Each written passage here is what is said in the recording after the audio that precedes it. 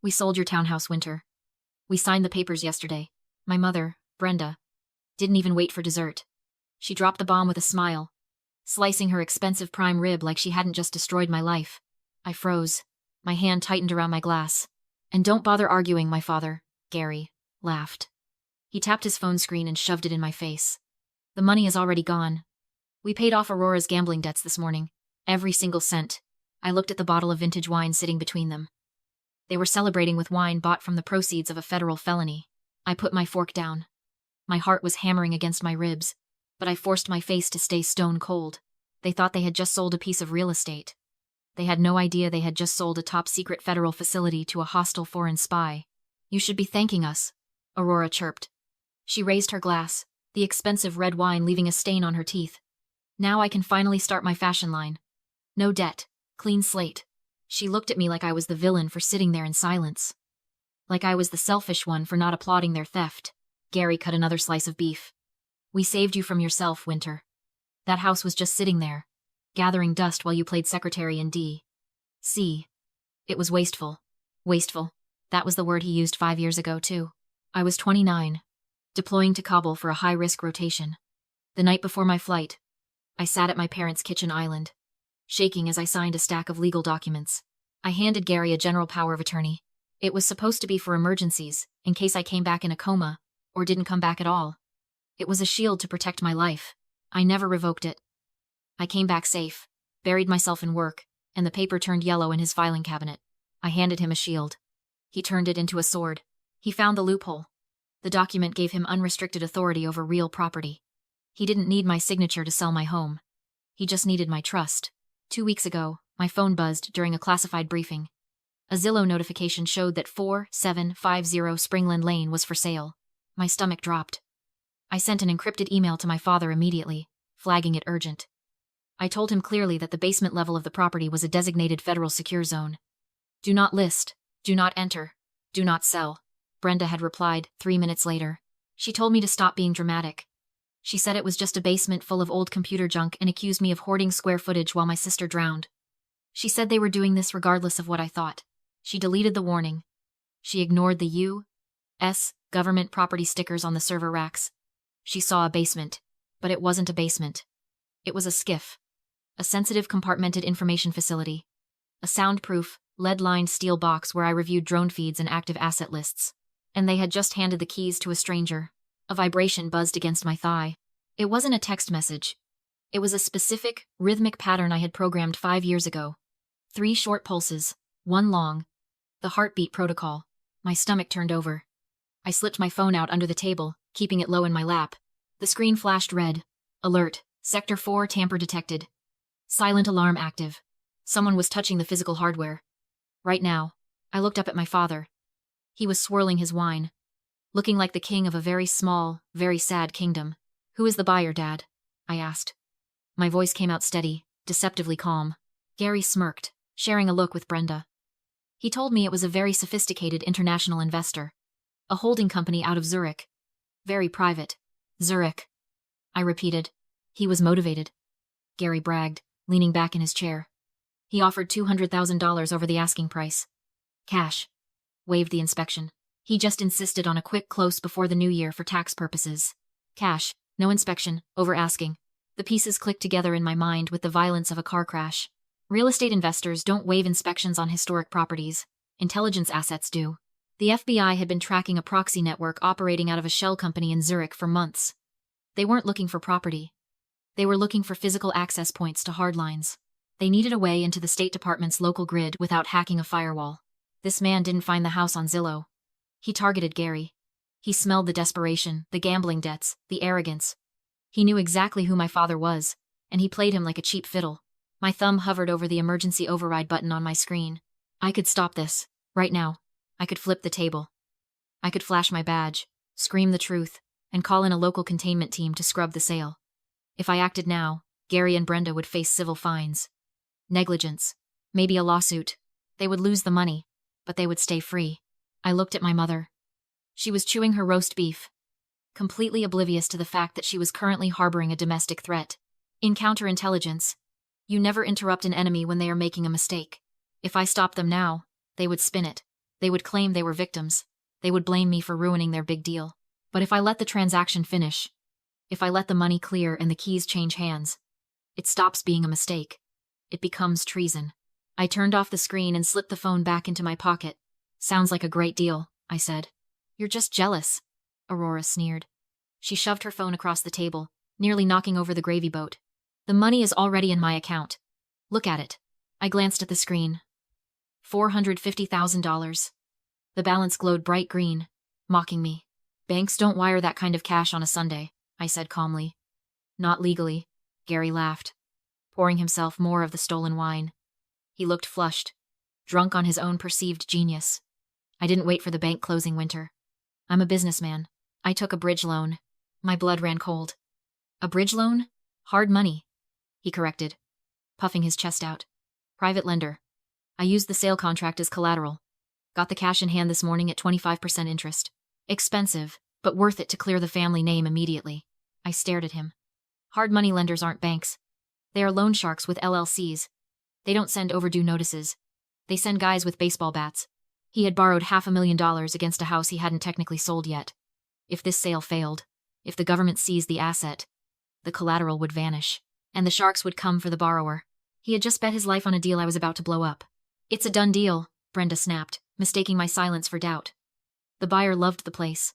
We even fixed that eyesore in the basement for him. My stomach dropped. The steel door? The ugly one with the keypad, she corrected. We didn't have the code, and it looked scary.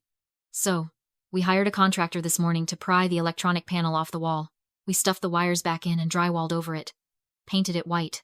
Now it looks like a nice, clean storage wall. I closed my eyes. The air left my lungs. They didn't just sell the house. By prying that keypad off the wall, they hadn't just staged the room. They had physically severed the hardline biometric connection to the State Department grid. To the system, that wasn't a renovation. That was a hostile breach. It was a dead man's switch, and they had just triggered it. I waited until the room went quiet. Dad, I said. My voice wasn't loud, but it cut through the clatter of silverware like a razor blade. Did you give him the keys to the basement? Gary stopped chewing. He looked annoyed, like I was interrupting a toast. Yes, obviously. It's his house now. And the keypad? I asked. The one you pried off the wall? I told you, Brenda interjected, waving a dismissive hand. We fixed it. It's just a wall now. I looked at them. Really looked at them. The arrogance. The absolute, blinding confidence of people who have never faced a real consequence in their lives. You didn't renovate a wall, I said, leaning forward. You disconnected a federal biometric node. You just signaled a hostile breach of a top-secret facility. Gary rolled his eyes. He poured more wine, spilling a few drops on the tablecloth. Oh, stop it. You always try to make your little clerical job sound so important. It's a closet, Winter. Stop using big words to scare us. I am the head of this family, and the window behind him didn't break. It exploded. A concussive boom shook the floorboards. Shards of glass sprayed across the table, glittering in the Christmas lights before landing in the mashed potatoes. I didn't flinch. I stayed seated. Gary screamed, throwing his hands up as red laser dots started dancing across his chest. One on his forehead, two on his heart. Federal agents. Hands. Show me your hands. The shout came from everywhere at once. The front door splintered off its hinges with a sickening crack. Men in heavy boots swarmed into the tiny dining room, the air filled with the sharp smell of cordite and aggressive, overwhelming force. Aurora shrieked and dove under the table. Brenda stood up, dropping her wine glass. It shattered on the floor, sending red liquid splashing across her expensive shoes like blood.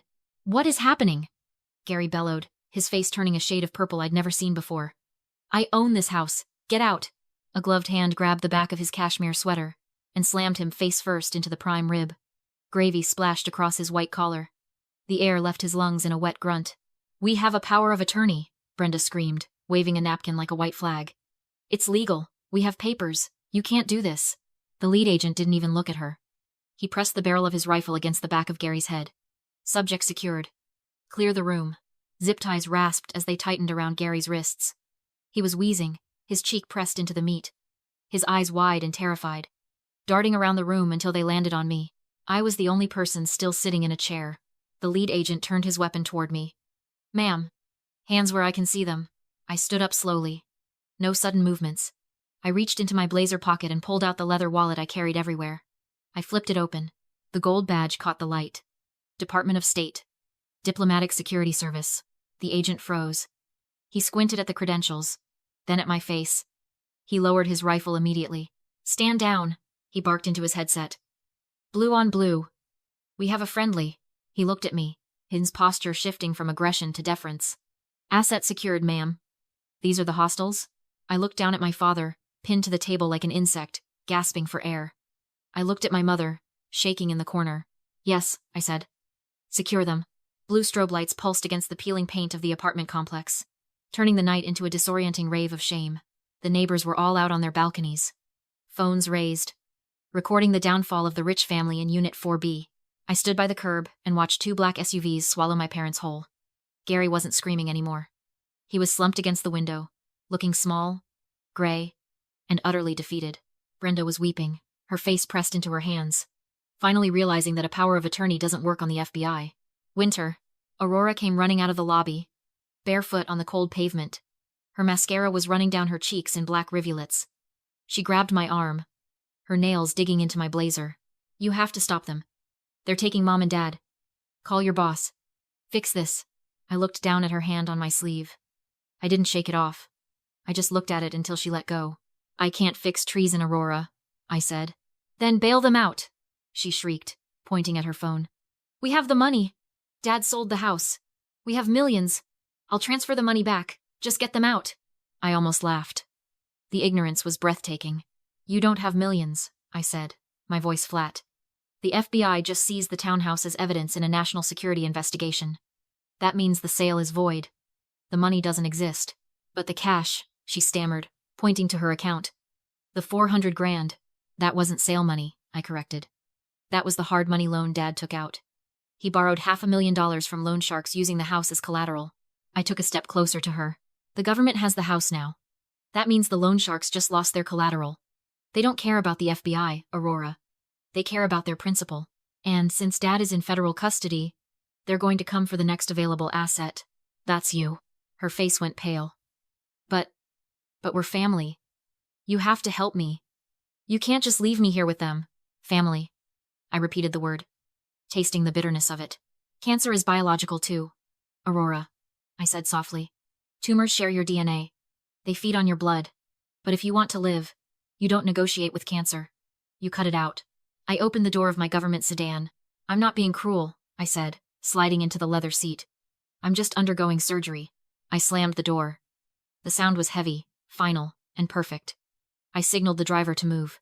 I stared straight ahead at the road, leaving the flashing lights and the crying girl in the rearview mirror where they belonged. My father was sentenced to 12 years in federal prison for espionage and facilitating a foreign intelligence operation. My mother received 5 years as an accomplice. The judge was not moved by their tears, nor by their claims that they didn't know. As the prosecutor said in his closing argument, "When you pry a keypad off a secure government facility, ignorance is no longer a defense. It is a confession." Aurora didn't fare much better. The $450,000 in her account was frozen instantly under civil asset forfeiture laws as proceeds of a crime. The loan sharks, realizing their collateral was sitting in an FBI evidence locker, did exactly what I predicted. They came for the money. Aurora spent the next 3 years in bankruptcy court and witness protection, running from debts she hadn't even signed for. 3 months after the raid, I received a letter from my father. It was written on cheap prison stationery, a stark contrast to the thick, cream-colored paper he used to favor. He wrote that he was sorry. He wrote that he had made a mistake. He wrote that he was still the head of the family, and that I owed him my help to secure an appeal. He tried to pull the same old strings. The guilt, the obligation, the demand for loyalty. I stood in my new kitchen, looking out at the mountains of Colorado. I didn't feel angry. I didn't feel sad. I just felt nothing. I dropped the letter into the recycling bin. I didn't even shred it. It wasn't worth the electricity. I've spent a lot of time analyzing why they did it. Why risk everything for a quick payday? It wasn't just greed. It was the Dunning-Kruger effect of the soul. My parents were so incompetent that they couldn't even recognize their own incompetence. They mistook my silence for stupidity. They mistook my boundaries for weakness. They thought that because they were loud, they were right. And because I was quiet, I was wrong.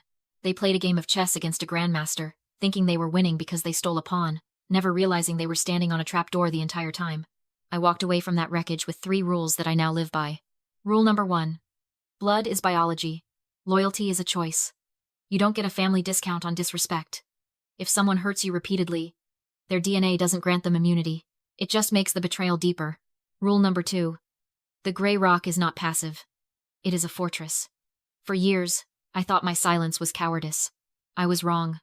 Silence is the only weapon that a narcissist cannot counter. By giving them nothing, I kept the only thing that mattered: my sanity. And in the end, my silence was the rope they used to hang themselves. And rule number 3. Audit your keys. We all have a power of attorney in our lives. Maybe it's not a legal document. Maybe it's the emotional permission you give someone to ruin your day, to criticize your life, to make you feel small. You handed them that key years ago because you trusted them. But people change. And if they are using that key to rob you of your peace, you have the right to change the locks. You don't need a judge to do it. You don't need a lawyer. You just need to decide that the house of your life belongs to you. I looked at the empty driveway. No Bentleys, no drama. Just quiet, clean, mountain air. I am Winter. I am 34 years old. And for the first time in my life, I am finally home.